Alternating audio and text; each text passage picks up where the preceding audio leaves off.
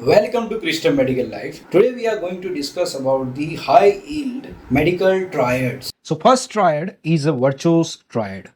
And here you can see three component of virtuous triad. First one is a stasis, second one is endothelial injury, and third one is the hypercoagulability. So what is this stasis? So it is a blood stasis in the capillary or blood vessel. After stasis, it will create the endothelial injury. It will rupture this, and eventually platelet will come and cause hypercoagulability. Coagulation will increase. Second triad is a Charcot's triad, and component are fever, jaundice, right upper quadrant pain.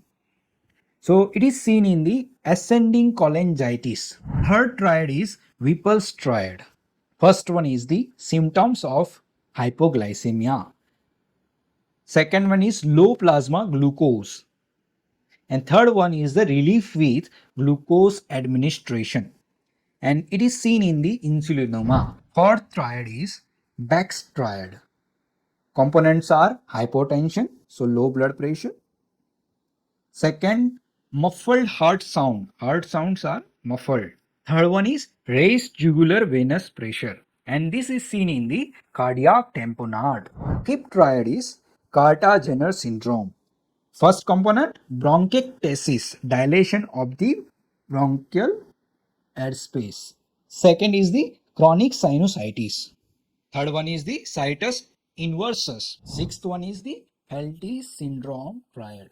Component are rheumatoid arthritis, splenomegaly, and the neutropenia. So neutrophil count will be low, spleen will be increase in size, rheumatoid arthritis, which is autoimmune disorder. Seventh one is Meigs syndrome triad.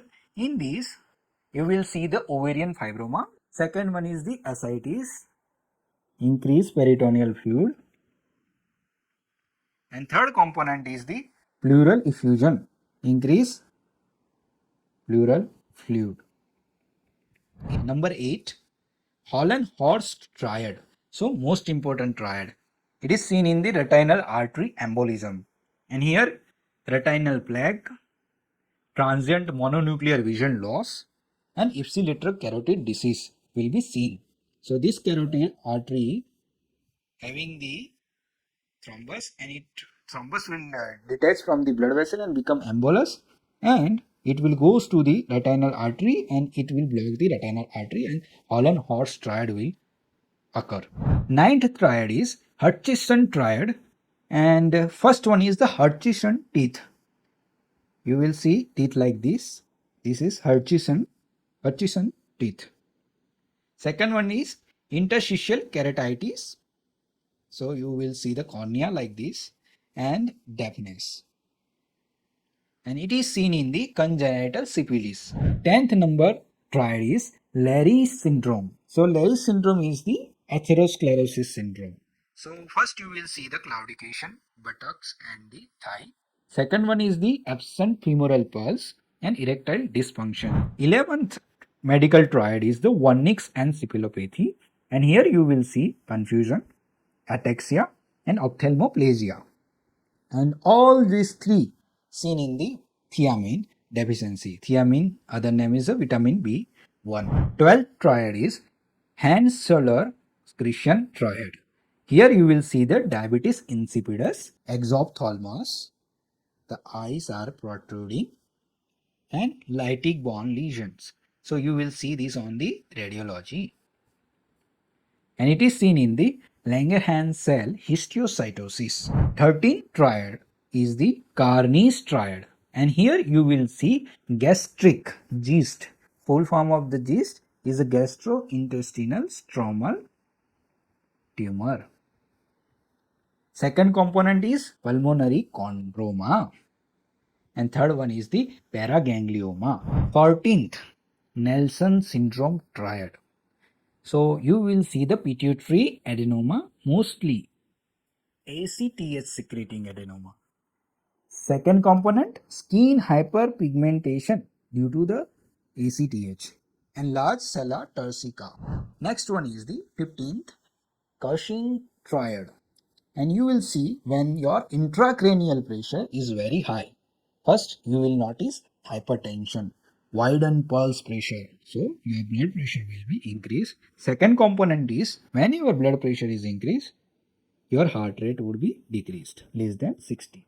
So, this is bradycardia. Third component is the irregular respiration. So, your breathing rate, respiratory rate will be vary. 16. Saint triad. Hiatal hernia, you will see. Second, cholelithiasis. And third one is the diverticulosis. 17th, Bergman's triad. Here, you will see the dyspnea. Respiratory rate will be increased and it is very difficult to take breath. Neurological symptoms. And third component is a petechial rashes. And this is seen in the fat embolism syndrome. 18th, Loeffler's triad. Easy. Loeffler's endocarditis. It is seen in the Loeffler's endocarditis. First component, endomyocardial fibrosis. Second component, mural thrombi. And third component is the eosinophilia. 19th, Mulkerson-Rosenthal triad. Component are, first one, recurrent facial nerve palsy. Second component, lingua plicata, means fissured tongue. Your tongue will be fissured.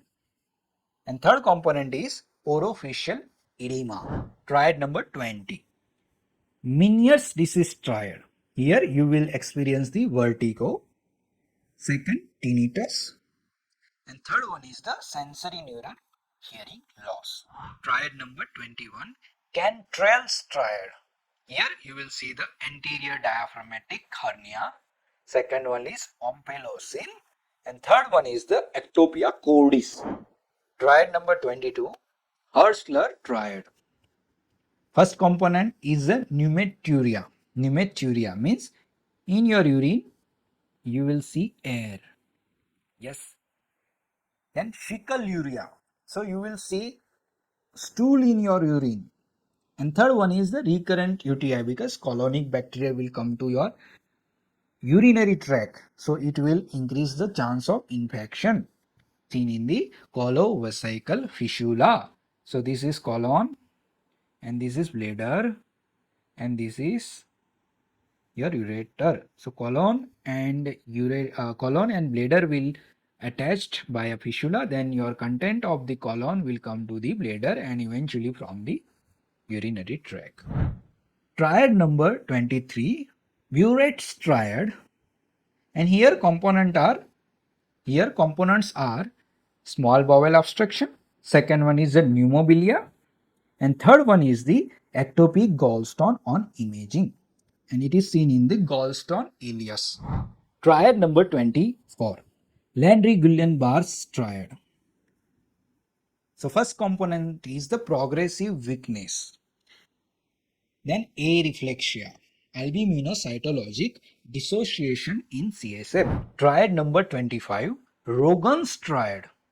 First component is hydrocephalus, second component is chorioretinitis, and third one is the intracranial calcification. So it is seen in the congenital toxoplasmosis. Triad number 26, Moulton's triad. First component, headache. Second component, sweating. Third component is a palpitation. And this is seen in the pheochromocytoma. Triad number 27, Semter's triad. Here you will see the recurrent nasal polyps, asthma, and aspirin sensitivity. And last triad, Hemister's triad. It is seen in the tuberculous arthritis. First component, juxta-articular osteopenia. Second component, periarticular soft tissue swelling. And third component is a gradual narrowing of the joint space. So thank you so much for watching entire video and kindly subscribe to my YouTube channel.